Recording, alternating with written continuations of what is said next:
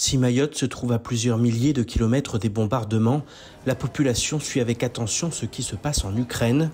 Et lorsque l'on demande si cette guerre nous impactera, les avis sont plutôt unanimes. Là, en ce moment-là, j'ai regardé les actualités et j'ai vu que M. Macron a envoyé quelques soldats en Ukraine pour qu'ils puissent aider les Ukrainiens pour qu'ils puissent se défendre envers les Russes.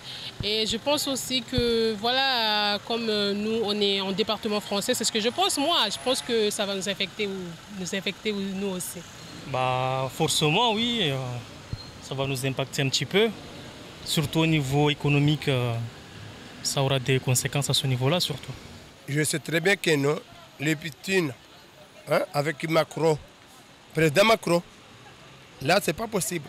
Pourquoi les guerres qui se passent là-bas en Russie, ils veulent venir jusqu'à Mayotte? Les 14 îles, ça, c'est pas vrai. Moi, je te dis, ça, c'est pas vrai. Je pense que si, ça va nous impacter à partir du moment où la France s'implique dedans. Les impacts qu'aura la Russie sur nous, ça nous impactera forcément derrière au niveau des prix. Si les prix risquent d'augmenter, ce sont surtout deux domaines qui inquiètent la population, l'énergie et l'alimentaire. L'Ukraine, c'est un grand pays.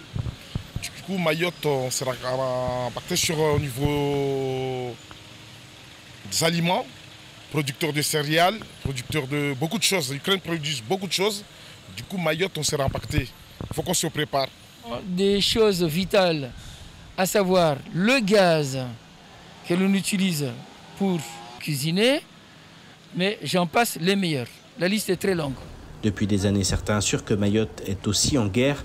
C'est l'avis de ce passant qui soutient la position française en Russie, mais demande à l'État d'agir également pour la sécurité à Mayotte. Avec les délinquances d'ici, il y a les pertes des biens, les voitures brûlées, les voitures cassées.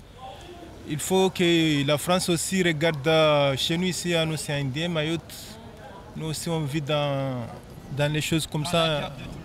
Oui, on survit avec ça, les jeunes. Il faut que la France aussi fait un geste d'humanité, soit envoyer aussi des soldats ici pour nous sécuriser. Si l'on ne peut pas comparer ce qui se passe en Ukraine avec la violence à Mayotte, il n'en reste pas moins que les populations de ces deux territoires aspirent à la même chose, vivre en paix.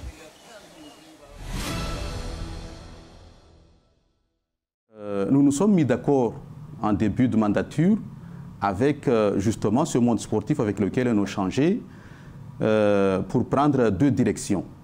La première, c'était de mettre en état en réalisant des petits travaux, mettre en état les infrastructures pour leur permettre d'avoir un lieu où pratiquer leur sport. Et puis, en parallèle, mener les gros dossiers qui nous amènent vers une remise en état correcte de nos infrastructures. Oui. Nous avons tracé ces deux chemins avec nos interlocuteurs et nous, communes, nous avons emprunté exactement le même chemin. C'est pour ça qu'au plateau de Mtsangadoua, nous l'avons, parce qu'on l'avait trouvé, il ne s'allumait plus depuis un moment avant même qu'on arrive. Nous l'avons allumé. 6 ou 7 ans, vous m'avez dit. Hein. Comment? Ça faisait 6 ou 7 ans qu'il ne s'allumait plus. Le terrain de foot d'Aqua. Mais par contre, là, je parle du plateau de Mtsangadoua qui ne s'allumait plus depuis quelques mois quand on est arrivé. On l'a allumé, on a sécurisé le compteur et puis on s'était mis d'accord avec les équipes qu'on ajoute de la lumière de l'autre côté en bas pour éclairer, pouvoir permettre aux équipes d'Inde de jouer. Tout est en cours de réalisation. Mais ça a pris un peu de retard. L'état d'urgence sanitaire prend fin à Mayotte. Au regard de l'amélioration de la situation épidémiologique, un décret met un terme anticipé à ce régime à compter du 3 mars 2022. Le gouvernement justifie cette décision par le fait qu'aucune tension hospitalière liée à l'épidémie de Covid-19 n'est désormais observée sur notre territoire. Mayotte va pouvoir respirer un peu mieux. Il reste à savoir dans les prochaines heures quelles seront les autres mesures d'allègement en matière de gestes barrières notamment et de port du masque. Pour rappel, l'état d'urgence permet de prendre des mesures exceptionnelles en cas de catastrophe sanitaire comme une épidémie. Ce régime avait pris fin le 1er juin 2021 en France métropolitaine, mais il restait en vigueur en Guadeloupe ou encore à La Réunion. Mayotte en est désormais exclu au même titre que la Guyane. Il est remplacé par un régime transitoire de gestion de la sortie de crise sanitaire. La seconde étape d'une étude sur les polluants à Mayotte est en marche. Le parc naturel marin, l'OFB, le BRGM et l'IFREMER sont à la manœuvre. Objectif, identifier les molécules chimiques les plus présentes dans les eaux depuis le haut des rivières jusqu'aux récifs barrières en passant par les estuaires. La première partie de la mission a eu lieu en juillet lors de la saison sèche. La seconde vient de se terminer. Elle visait à faire des relevés aux mêmes endroits durant la saison des pluies. 22 stations rassemblent les échantillons qui seront analysés en métropole. Les résultats doivent fournir des indications sur l'ampleur réelle de la menace chimique et sur les actions prioritaires à mener pour l'endiguer. Une des missions du parc et de ses partenaires est en effet de travailler à l'obtention d'une meilleure qualité de l'eau à Mayotte. Pour rappel, chaque année, plusieurs plages de l'île sont interdites à la baignade en raison de la présence de polluants dangereux.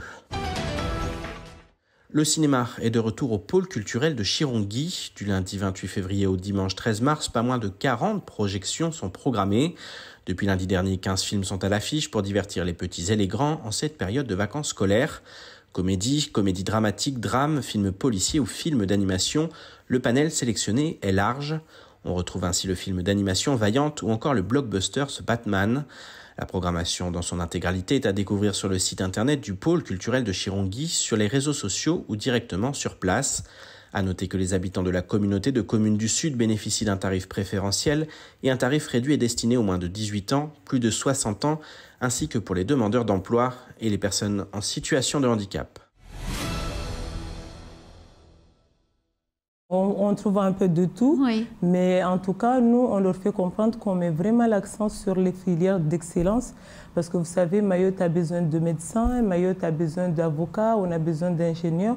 Du coup, le conseil départemental a fait le choix de financer toutes les filières, mais tout en mettant l'accent sur les filières d'excellence que je viens de citer là. Alors, ça veut dire que s'ils choisissent une formation dans une des filières d'excellence, ils auront plus d'aide ? En fait, c'est ça, oui. En fait, dans toutes les filières, ils ont les bourses, mais quand on choisit les filières d'excellence, on peut aller jusqu'à 27 800 € d'aide par an. Et à cela, les personnes qui veulent faire des concours, ils peuvent, pendant la préparation, ils peuvent bénéficier jusqu'à 6 000 € par an pour la préparation à leur concours. Le but, c'est vraiment, le conseil départemental a fait le choix de vraiment regarder les métiers en tension, les métiers d'avenir, parce que vous savez, les jeunes, c'est l'avenir, la jeunesse, c'est l'avenir de demain. Donc, on fait en sorte à ce qu'on puisse combler les zones en tension. Donc, c'est vraiment pour ça qu'on met l'accent sur ces filières-là. La seconde édition du Salon de l'étudiant a lieu actuellement aux 4 coins de l'île. L'occasion pour les élèves de Mayotte d'anticiper leur avenir. Néanmoins, pour les jeunes, les fortunes sont diverses. Oui, j'ai trouvé ce que je voulais faire plus tard, le métier de sage-femme. J'ai appris beaucoup d'informations pour le métier sage-femme. Non, je suis venu ici, mais je n'ai pas trouvé ce que je recherchais. Et tu cherchais quoi exactement? Je cherchais de l'orientation pour m'aider à trouver ce que je voulais faire. Et je voulais faire BUT sur le commerce, mais je n'ai pas trouvé.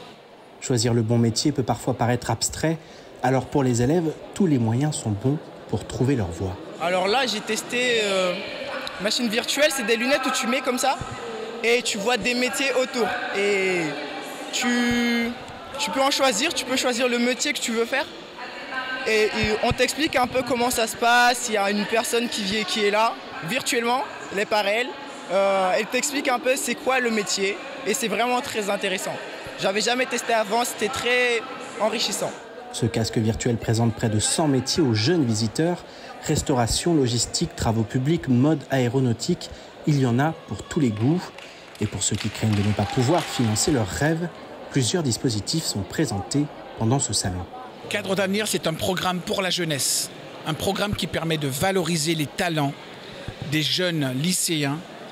Le programme consiste à les aider à financer leurs études à La Réunion ou à la métropole, en les aidant financièrement par une bourse et un accompagnement en métropole ou à La Réunion par des associations.